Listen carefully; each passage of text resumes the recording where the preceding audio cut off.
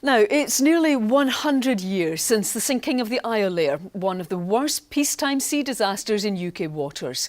As the centenary approaches, a new memorial devised by school pupils was unveiled today on Lewis. Louise Hosey reports. On this reef just off the coast of Lewis lies the remnants of the Iolaire. The wreckage a haunting reminder of one of the darkest days in the history of the Western Isles.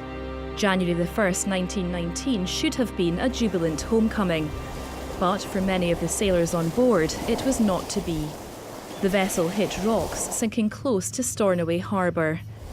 In a cruel twist of fate, 201 men who had survived the horrors of World War I died just a stone's throw from the shore. On Lewis today, school children paid their tribute. A memorial featuring stones from the home village of every sailor who died was unveiled in Stornoway. The idea was devised by pupils from the Nicholson Institute. It just makes you realise that everyone was involved in the tragedy. So there wasn't a family really untouched. There were friends and relatives who were lost on the Iolaire to everyone really on the island. My father never spoke about it. He came from Brainish as a young man with a horse because they didn't have a car.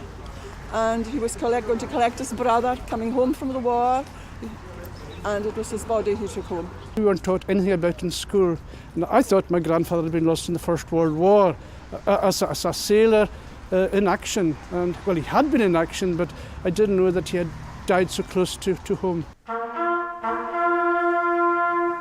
Further commemorations are planned as the centenary approaches. It's hoped they will go some way to ensuring the tragedy of the Iolaire and the men on board are never forgotten by future generations. Louise Hosey, STV News.